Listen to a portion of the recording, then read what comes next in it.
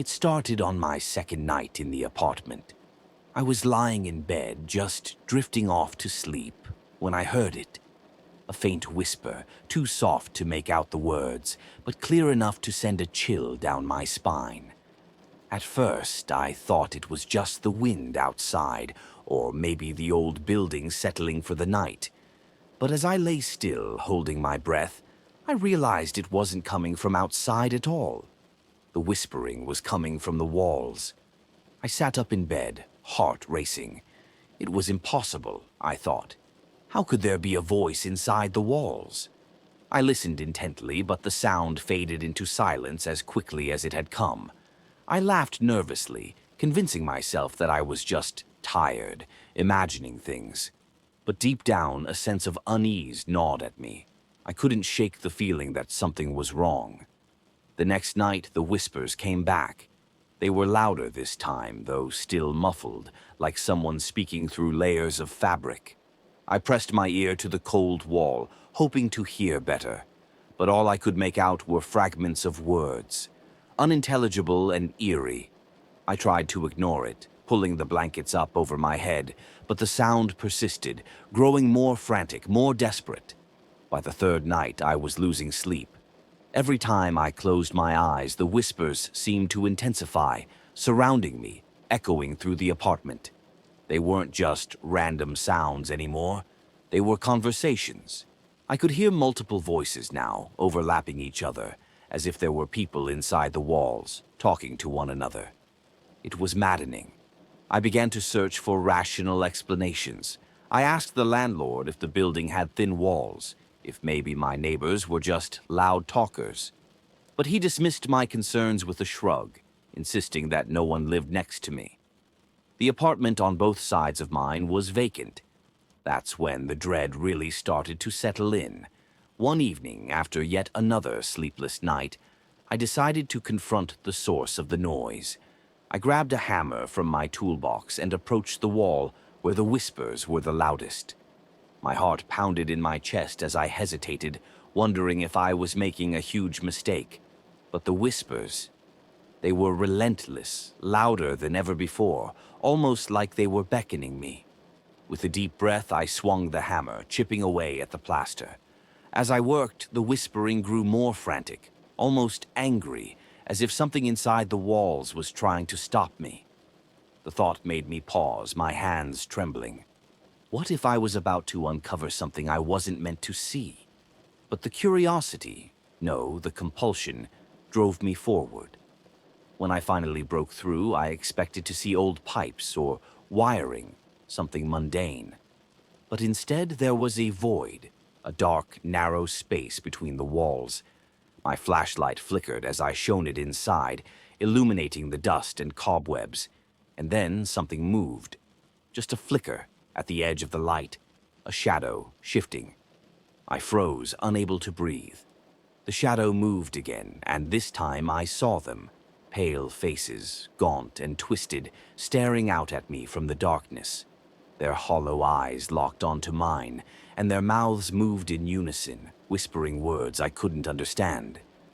I stumbled backward, dropping the flashlight, plunging the room into darkness. I ran out of the apartment, slamming the door behind me, my mind racing. What had I just seen? What were those things? I didn't sleep that night. Instead, I stayed at a friend's place, trying to make sense of what had happened. But no matter how hard I tried, I couldn't shake the feeling that the apartment wasn't just haunted. It was alive.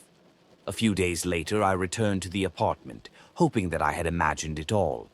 But the moment I stepped inside, the air felt different, heavy, oppressive, like the apartment was watching me. The walls were silent, but I knew better. I packed my things as quickly as I could, my hands shaking, and left without looking back.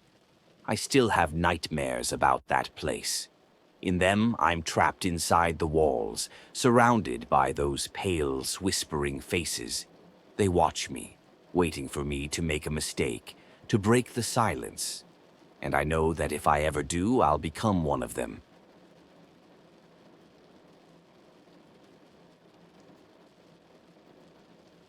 When I first moved into the apartment, I was relieved.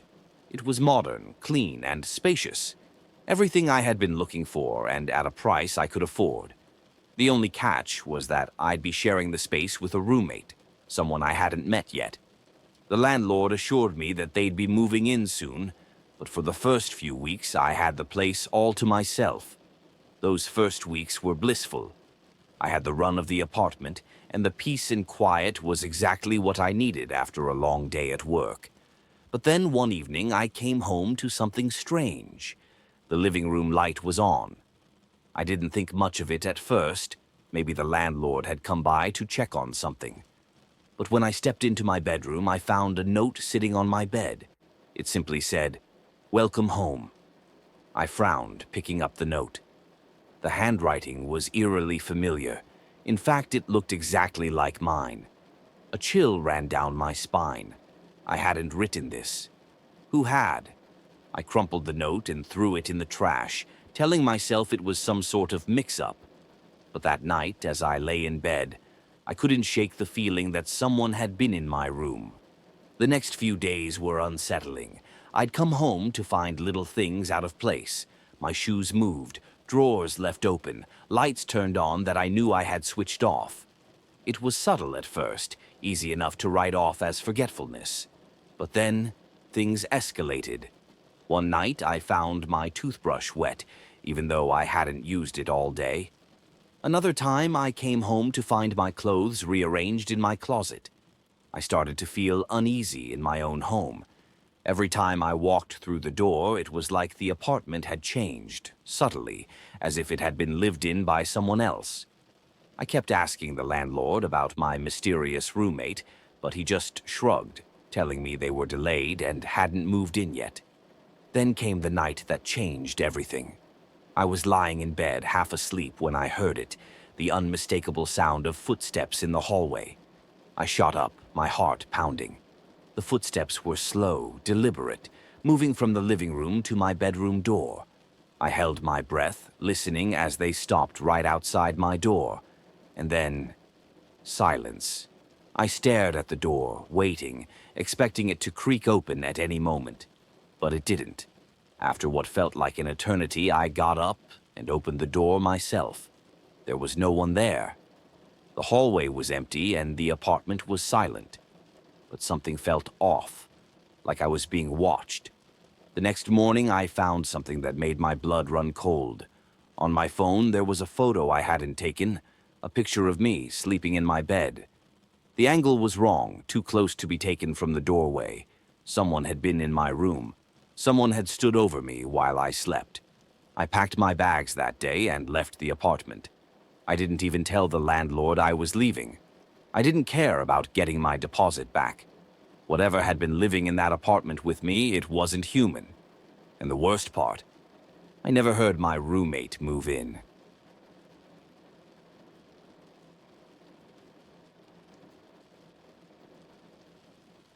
When I first signed the lease for the apartment, the landlord gave me a warning. "The basement's off limits," he said, almost as an afterthought. I didn't think much of it at the time. Old buildings often had dangerous basements, mold, flooding, or crumbling walls. I didn't need to go down there, so I brushed off his warning and moved in. For the first few months, everything was normal. The apartment was cozy and I had no complaints. But then one night I started hearing noises. At first it was just a faint scraping sound, like metal against stone, barely audible beneath the usual hum of the building. I figured it was just the pipes or maybe an old furnace in the basement. But as the weeks passed, the noises grew louder. They weren't random anymore. They had a pattern. Late at night, I'd hear a slow, steady scraping, followed by a series of sharp taps. It was rhythmic, almost deliberate, like someone was trying to communicate. I asked the landlord about it, but he just shrugged and told me the basement was off limits for a reason. One evening, after hearing the noise yet again, I decided to investigate. I grabbed my flashlight and made my way to the basement door. It was old and heavy, with peeling paint and a rusted lock. To my surprise, it wasn't locked. The The door creaked open with a groan, and a damp, musty smell wafted up from the dark stairwell below. I hesitated for a moment, my heart pounding. I knew I shouldn't go down there, but something about the noise, something about the way it had been calling to me for weeks, compelled me to continue. I stepped onto the first stair, and the old wood creaked beneath my weight. Slowly, I descended into the darkness, the air growing colder with every step. At the bottom of the stairs, I found myself in a small concrete room. The walls were lined with shelves filled with old tools and rusted metal. But what caught my attention were the chains. Thick, rusted chains, bolted into the walls in several places, some of them still taut, as if they had recently been used. My flashlight flickered, casting eerie shadows on the walls. That's when I heard it. Breathing. Slow, shallow breathing, coming from the far corner of the room. I swung the flashlight around, and for a moment, I thought I saw something. A hunched figure crouched in the darkness, watching me. My heart raced, and I took a step back, nearly tripping over the uneven floor. Suddenly, the figure moved, shifting slightly, its breathing growing louder, more labored.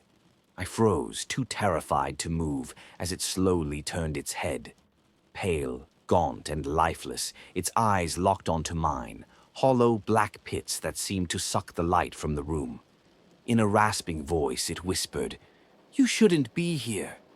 I bolted up the stairs, slamming the door behind me, my chest heaving with fear. I could still hear the breathing, faint but persistent, as if it were following me through the walls. That night, I barricaded the basement door with furniture, but it didn't matter. The next morning, I found muddy footprints leading from the basement to my bedroom door. I left the apartment that day, never looking back. I don't know what was down in that basement, and I don't want to know. But whatever it was, it's still there, waiting for someone else to make the same mistake.